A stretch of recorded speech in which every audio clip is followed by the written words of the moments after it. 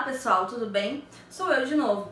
E hoje no vídeo a gente vai abordar quais são as diferenças e as características das gimnospermas e as angiospermas. Por que elas são consideradas mais evoluídas que as briófitas e as pteridófitas? Então fique ligadinho e vamos ver esse vídeo.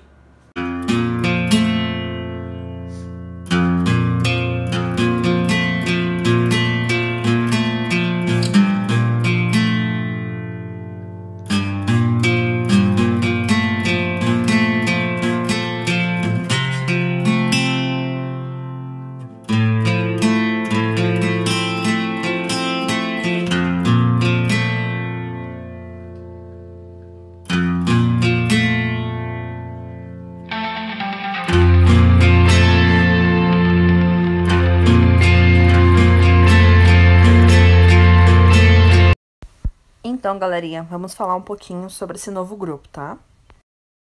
As gimnospermas, elas possuem raízes, possuem caule e também folhas. Possuem também os ramos reprodutivos com folhas modificadas, que a gente chama de estróbilos. Em muitas gimnospermas, como os pinheiros e as sequoias, os estróbilos eles são bem desenvolvidos e são conhecidos como os cone, que aí confere a classificação no grupo das coníferas. Nas gimnospermas tem produção de semente, que aí elas se originam nos estróbilos femininos. Porém, as gimnospermas elas não produzem frutos. Então a gente chama essas sementes de nuas, ou seja, elas não ficam encerradas dentro de um fruto, elas não ficam dentro de um fruto. Sobre a reprodução, tá? A gente pode utilizar como exemplo o pinheiro do Paraná, que é a Araucária angustifolia. A gente pode usar o cirmoandelo para explicar a reprodução das gimnospermas. Na planta, existem dois sexos separados. A que possui estróbilos masculinos e não possui estróbilos femininos, e assim vice-versa. Em outras gimnospermas, dois tipos de estróbilos podem ocorrer numa mesma planta. Então, a reprodução ela vai depender de qual espécie que a gente está falando. O estróbilo masculino, ele produz pequenos esporos que a gente chama de grão de pólen. Já o estróbilo masculino, ele vai produzir pequenos esporos, que a gente vai chamar de grão de pólen. O estróbilo feminino, ele vai produzir umas estruturas que a gente denomina de óvulo. E no interior desses óvulos, quando eles estiverem maduros, surge um grande esporo. Como que ocorre a fecundação, então?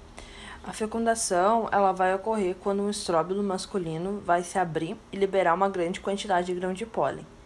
Que esses grãos de pólen eles vão se espalhar pelo ambiente e podem ser levados através de vento até o estróbilo feminino. Aí, um grão de pólen ele pode tornar uma espécie de tubo, um tubo polínico, onde se origina um núcleo espermático, que é o gameta masculino. O tubo polínico ele vai crescer até alcançar o óvulo e que vai se introduzir no núcleo espermático. No interior do óvulo, o grande esporo ele vai se abrigar a fim de desenvolver uma estrutura que guarda a osfera, que é o gameta feminino. Uma vez no interior do óvulo, o núcleo espermático fecunda a osfera e forma o zigoto, que por sua vez se desenvolve e origina um embrião. À medida que o embrião ele se forma, o óvulo se transforma em semente, estrutura que vai conter e proteger o embrião. Nos pinheiros, pessoal, as sementes elas são chamadas de pinhões, muito popular aqui no Rio Grande do Sul. No inverno, o pessoal cozinha, come na beira de fogão campeiro, enfim. Uma vez formados os pinhões, o cone feminino ele passa a ser chamado de pinha, que também são utilizadas para decoração de Natal. Se espalhadas na natureza por algum agente disseminador, as sementes podem germinar. E ao germinar, cada semente origina uma nova planta, então um novo pinheiro. A gente fala que a semente ela é uma espécie de fortaleza biológica, que vai abrigar e proteger o embrião contra a desidratação, contra o calor, o frio e ações de certos parasitas. Então ela é uma capa de proteção. E também as sementes elas vão abrigar algumas reservas nutritivas que vão alimentar o embrião, assim garantir que o desenvolvimento dele fique correto até que as primeiras folhas sejam formadas. Aí depois, quando a planta germinar, a partir daí ela vai produzir o seu próprio alimento pela fotossíntese, então ela não vai mais precisar da semente. Até aí tá tudo bem, pessoal? Se sim, então vamos fazer um recapitulando aqui, tá? As gimnospermas, elas fazem parte do grupo de plantas vasculares com semente. Porém, as sementes, elas não possuem a presença de um fruto envolvendo. Nas gimnospermas a gente não observa a presença de flores, mas em alguns casos o estróbilo ele é chamado erroneamente dessa forma, como a gente pode ver no caso dos pinheiros, tá? Nas gimnospermas, os estróbilos eles são capazes de produzir pólen e também produzir óvulos. Ela, por ser uma planta vascular, ela se destaca por ter presença de xilema e floema. O corpo é organizado em raiz, caule e folha. Sobre o ciclo de vida, ele é mais complexo. Na sua maioria, não se observa a presença de gametas masculinos flagelados, então eles não precisam de água para reprodução, na sua maioria, né?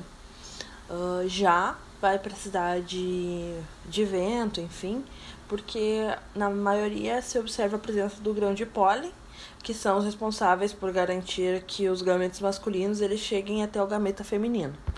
A gimnosperma, ela possui 4 filos com representantes viventes. O primeiro é o Coniferophyta, que é sem dúvidas o maior grupo das gimnospermas. Nele a gente vai encontrar as famosas coníferas. Como por um exemplo de conífera, a gente pode citar o pinheiro e a sequoia. Nesse filo a gente vai encontrar mais de 600 espécies, tá? Depois a gente tem o Cicadophyta, tá? Que possui gametas flageladas. Outra característica importante é que nas Cicadophytas elas possuem plantas com folhas que lembram palmeiras. Como por exemplo a Cicadophyta, a gente pode citar as cicas. Temos também o filo da Ginkgophyta, que tem apenas uma espécie que está vivente, né, que existe ainda hoje, que é a Ginkgo biloba. Nessa planta a gente pode observar a presença de um gametófito masculino flagelado, então vai precisar de água para reprodução. E as folhas dessa planta elas vão se assemelhar a um leque. E por último, a Gnetophyta, que possui 3 filos. O primeiro, o Welwitschia, depois a gente tem o Gneton e o Ephedra.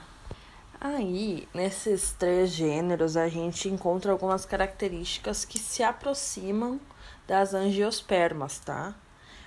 Mas ela permanece sendo uma gimnosperma, mas com algumas características parecidas com as angios. Que é com os cones, elas têm cones que elas se parecem bastante com as inflorescências. O que são as inflorescências, tá? É a parte da planta onde vai se localizar as flores, os ramos onde se localiza as flores, tá? Vou deixar aqui uma imagem para vocês. Então é isso. As gimnospermas, elas são plantas que se caracterizam pela presença de vasos condutores, sementes nuas, que isso é, sementes que não têm um envolto de um fruto, e por isso elas são diferentes das angiospermas que a gente vai falar agora. Oi pessoal, voltei! Conta pra mim aqui nos comentários como foi aprender sobre as gimnospermas e as angiospermas, tá? No próximo vídeo, a gente vai trazer um resumão de tudo que a gente já aprendeu, para poder então ingressar num novo conteúdo. Então fiquem bem e até a próxima!